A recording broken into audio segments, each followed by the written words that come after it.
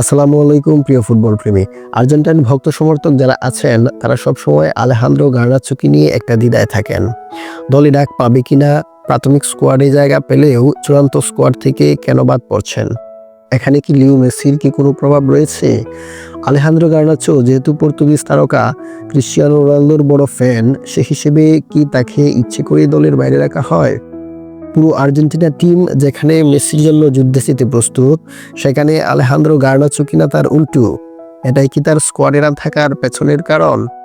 যদি অন্যদের মতো আপনিও ভেবে থাকেন তাহলে ভুল ভাবছেন। কেননা Argentine coach mastermind Lionel Scaloni team সিলেকশনের ক্ষেত্রে পারফরম্যান্স বিবেচনা করেন। Only performance. কোনো ফুটবলার কত বড় ক্লাবে খেলে তিনি সেটা কখনোই কনসিডার করেন না। তার টিমে খেলতে হলে পারফরমেন্স করে তাকে আসতে হবে। এটা হচ্ছে প্রথম কথা।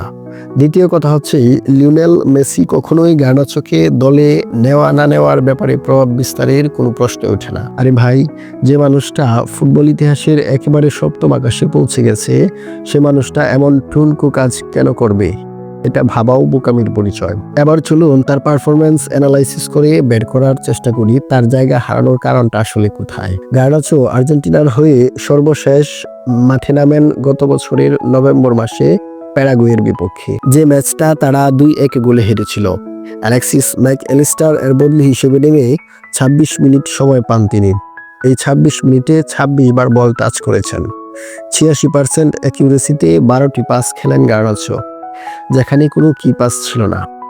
আধুনিক ফুটবলে উইঙ্গারদের বড় একটি গুণ হলো ডিফেন্সকে সহায়তা করা, অর্থাৎ বলের পজিশন লস্ট করলে নিচে নেমে আসা এবং পজিশন গেইন করে ধীরে ধীরে বিল্ড আপ করে উপরে উঠে আক্রমণ সাজানো। বর্তমানে যে কাজটি স্পেন এবং বার্সার হয়ে লামিনে ইয়ামাল কিংবা লিভারপুলের হয়ে মোহাম্মদ সালাহ এবং লুইস ডিয়াজ সহ বিভিন্ন ক্লাব এবং দেশের হয়ে অত্যন্ত দক্ষতার সাথে করে যাচ্ছেন বিভিন্ন ফুটবলার। এক্ষেত্রে গার্নাচো তার পুরো উল্টো। তাকে নিচে নেমে খেলতে দেখতে একেবারেই পাওয়া যায় না।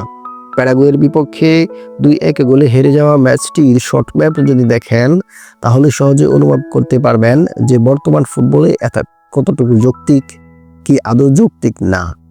প্রায় আধা ঘন্টার প্লেয়িং টাইমে নিজেদের হাফে একেবারে আসেননি, অর্থাৎ নিচের দিকে নেমে বিল্ড আপ করে উপরে খেলার যে একটা প্রবণতা সেটা তার মাঝে নেই। ফলে ডিফেন্স এর উপর বাড়তি চাপ পড়াটা খুব স্বাভাবিক। এছাড়া একটা পজিশন ধরে খেললে প্রতিপক্ষের মার্কিংয়ে পড়াটাও সহজ হয়ে পড়ে, যার ফলে বলের পজিশন হারানোর সম্ভাবনা থাকে, যেমনটা তার ক্ষেত্রে হয়েছিল। টোটাল 10 বার পজিশন লস্ট করেছিলেন তিনি। আশা করি ব্যাপারটা কিছুটা হলেও বুঝতে পেরেছেন। আধুনিক ফুটবলে আসলে পজিশন মেনটেন করে খেলাটা বিপজ্জনক হতে পারে। প্রতিপক্ষের ফরওয়ার্ড বা উইঙ্গার যেখানে নিচে নেমে এসে বিল্ড আপে সহায়তা করছে, সেখানে আপনার একই পজিশনে খেলা দুর্বলতম একটি দিক, যে কারণে স্কালোনির চূড়ান্ত স্কোয়াড থেকে ছিটকে পড়ে যাচ্ছেন। এখন গার্নাচোকে আর্জেন্টিনা দলে ফিরতে হলে স্কালোনির চাহিদা মতো সেরা পারফর্ম করেই তাকে ফিরতে হবে। এতক্ষণ সাথে থাকার জন্য ধন্যবাদ। ফুটবল ভালোবাসুন, উপভোগ করুন সেরা সময়। আল্লাহ হাফেজ।